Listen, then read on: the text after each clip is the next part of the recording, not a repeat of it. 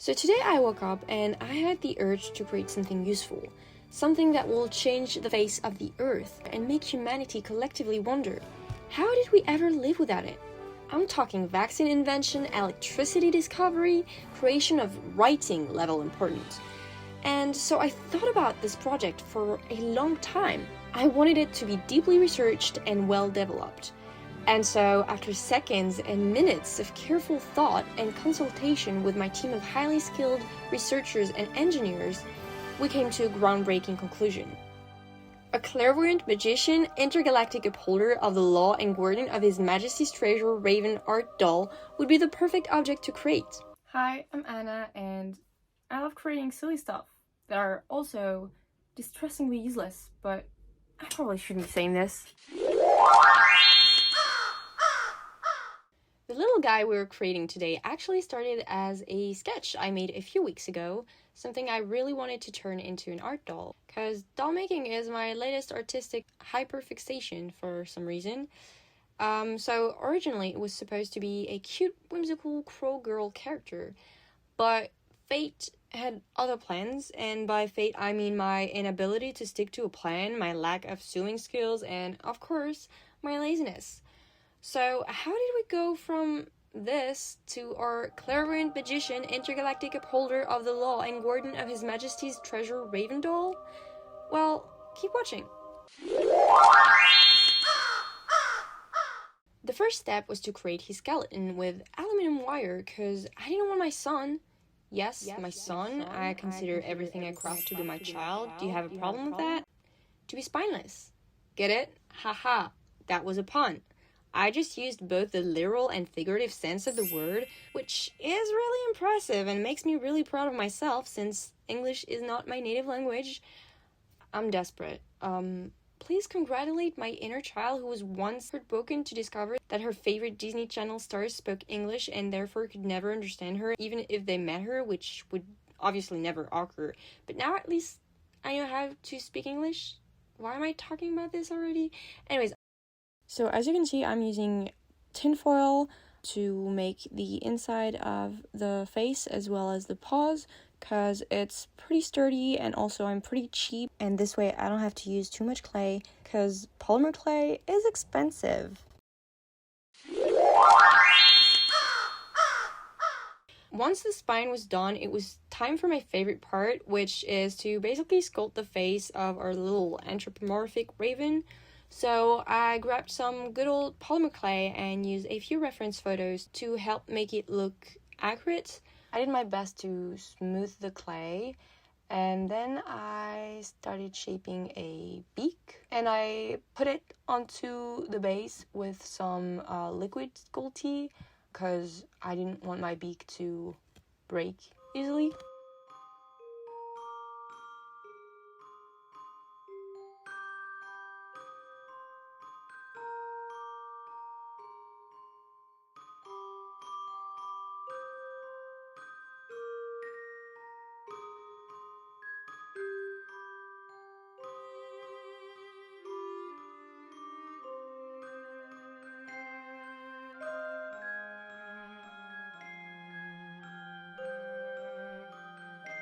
And after this, I tried my best to add some volume and depth and shapes to the bird's face. I added the eyes. I really wanted the bird to have those big eyes that are kind of looking in the void, because I think they're a really fun feature that birds have.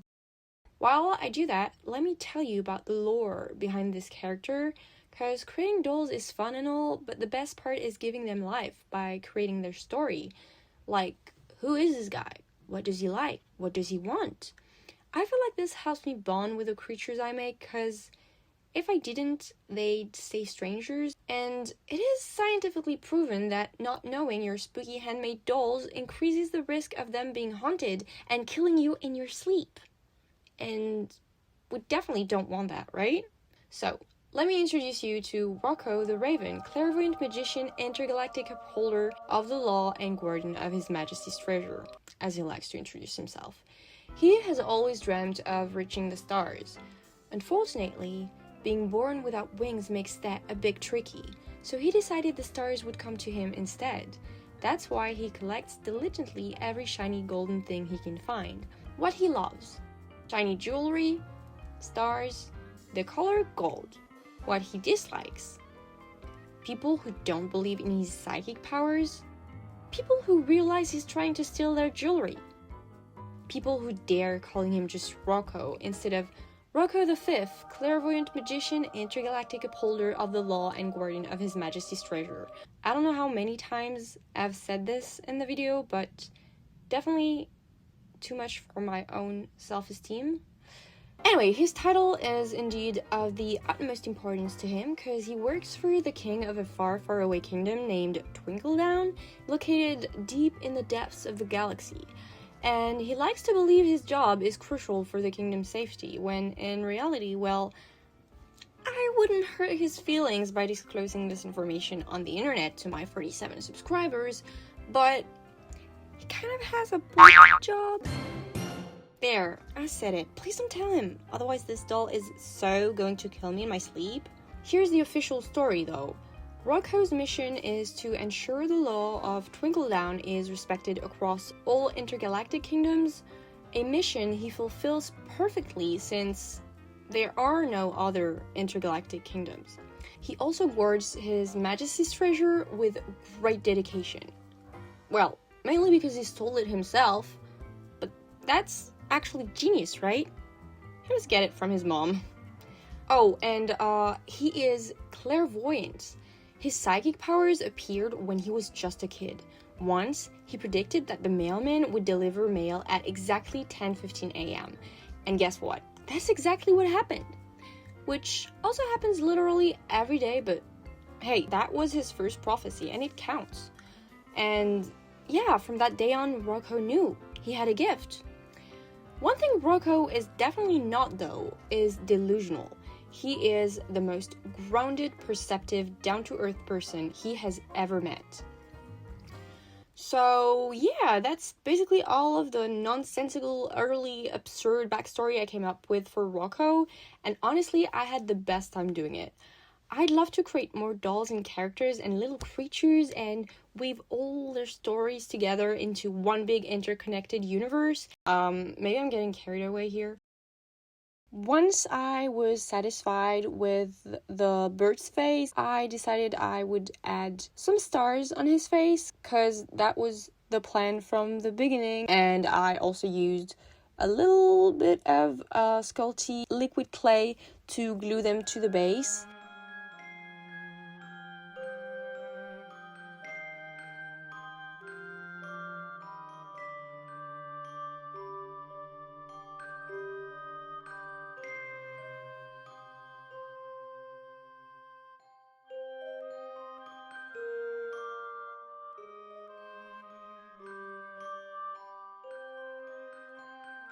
I tried a new technique to make the hands because I don't really like sculpting the hands with polymer clay because I think it's boring and annoying. So I created the armature of the fingers with a thin aluminum wire.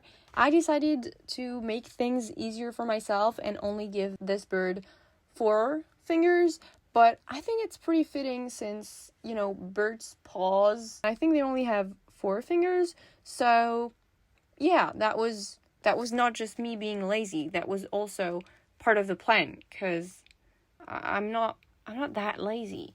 I'm not a bad artist. It's just to be more accurate. So please don't believe I did this because of laziness. And then I also added a little bit of polymer clay to make the palm of the hands, and I will create the fingers after baking the clay.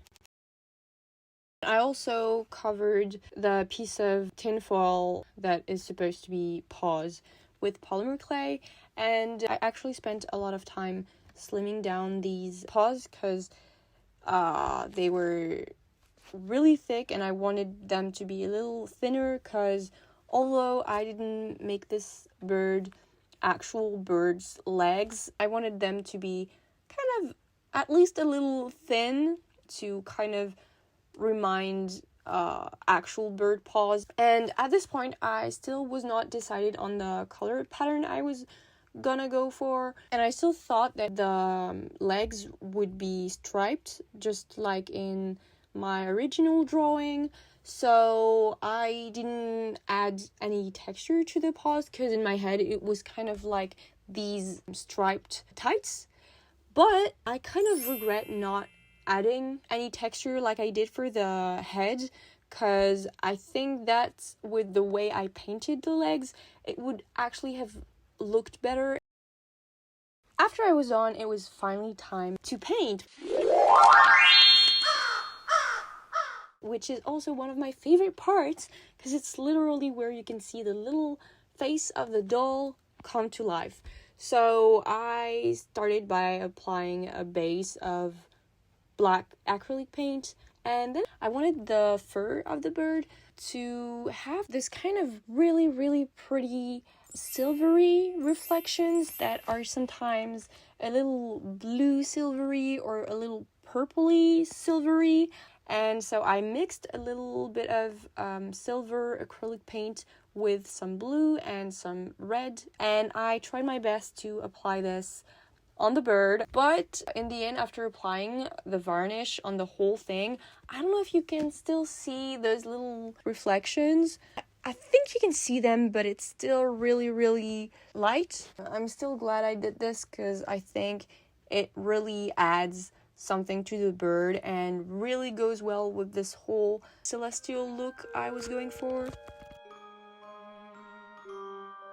And I took a teeny tiny paintbrush to paint the stars with gold paint.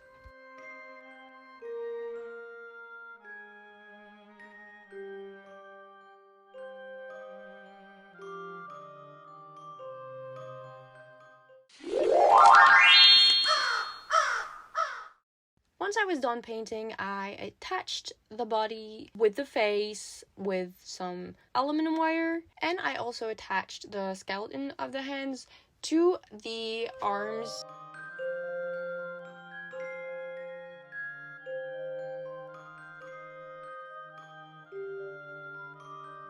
And for the hands, I tried a technique I saw on TikTok to make posable doll hands, and it was not the greatest success, but I never would have thought about doing this by myself, and I thought this was actually a really, really good technique to make posable hands in a way that isn't too hard and that is also very doable with things you already have at home. I am quite literally putting glue everywhere, which is not what I wanted. So I basically used wool and hot glue, and that was it. I think it would have been better for me to use thinner thread, so embroidery thread, for instance, but I didn't have black embroidery thread at home, so I just used wool instead, which definitely made things harder for myself. But yeah, for a first time, it's not that bad. So what I did is that I just rolled the wool around the fingers using little points of hot glue to keep it in place, especially at the ends of the fingers. That was a little hard. I ended up with a lot of glue still apparent, which was honestly disgusting looking, and I was like, oh no, I ruined it. But then I kind of tried to fix the mess by cutting the little bits of glue that were poking out, and I also painted them in black. And for the rest of the body, I just mummified the bird by taking a really thick black yarn and just rolling it around its body and around its arms.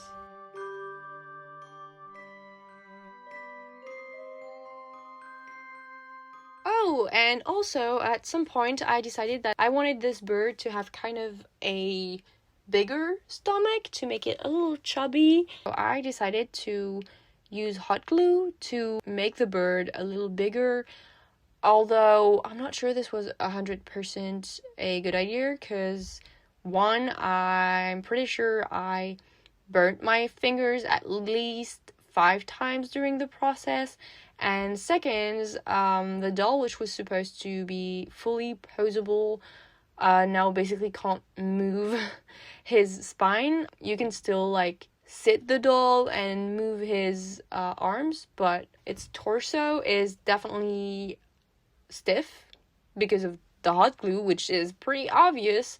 But I don't know, on the moment I didn't really think about that. Look at this little guy. He's just the cutest little guy ever. Look at him. Oh no, he's so cute. I think I'm actually having like a cuteness aggression. Like his little body and his little stomach and his little arms. What I like about making little dolls like these is that when the doll actually comes to life, it's totally another character that appears. And so this doll is definitely not the character I had in mind when I started this. He reminds me so much of Perry the platypus. Am I crazy, or do you guys see that too? So now that his little body is finished, I was thinking a little about the clothes I'm gonna make him, because obviously our doll has gone a little differently than the original sketch it was based on. So yeah, I definitely can't like make him a white dress because it would not go well with his color, I think. So I was thinking of using this kind of blue satin piece of fabric and maybe like paint some stuff on it. And I want to make him a cape. Now the question is, do I make him this kind of cape, or do I make it a little more like a long coat? Because if I do this kind of cape, I have to figure out what I'm gonna dress him with under this. But if I do this, I might not even need to... Can you hear the laziness talking? But I might not even need to put anything under it, so except maybe a pant. I don't know yet. We're gonna figure it out, Rocco. It was then time for the moment I feared the most: sew the clothes. Because it's usually at this time that I ruin everything, because I'm not that great of a sewer, and I have a sewing machine, but it is not really working well, so I'm doing everything by hand, but it takes a lot of time, and yeah, definitely not my favorite part. I think that I would enjoy sewing with felt fabric a lot more, because it's easier and it's fun, and you don't have to oversew, and it makes the whole thing way less tedious, in my opinion. But I didn't have felt in the color I wanted the cape to be in, so I just used blue satin fabric that really went well with the celestial theme I was going for. So I started to create a cape. Honestly, I don't know what I'm doing here. I just followed a tutorial I found on YouTube to make the cape. So yeah, I wouldn't be able to explain you very well. I just sew that and then sew this and then put these two pieces together, and then bam, I had a cape, which is not the most perfect cape, but I'm pretty satisfied with what I did, knowing my sewing level.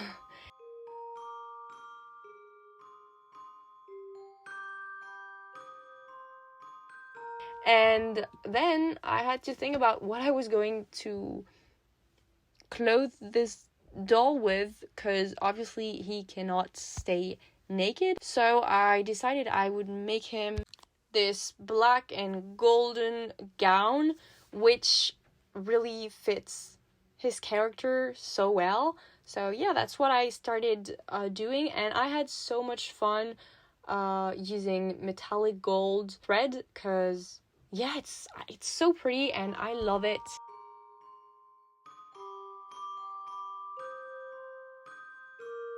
And it is now time for the reveal.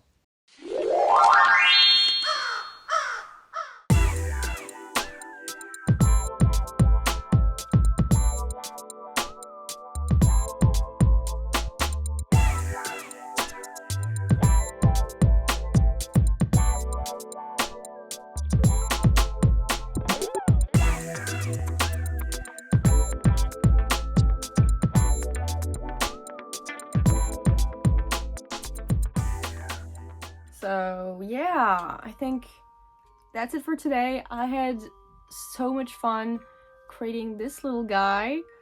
Yeah, you can still see that I'm a beginner at making dolls and sewing, because he's definitely not perfect, and at one point I even tried to embroider, how do you pronounce this word? Embroider. That is so hard to say. I tried to embroider. I don't know. But I tried to add some stars on his cape, but it was not good, so I removed them. But you can't really tell, but there are a little bit of little tiny holes, so kind of sad about this, but overall, yeah, I think he's cool. So yeah, cool. That's all I have to say for this video. I just spent like 60 hours of my life making a raven doll that has cat paws. I don't know what that says about me. Bye-bye.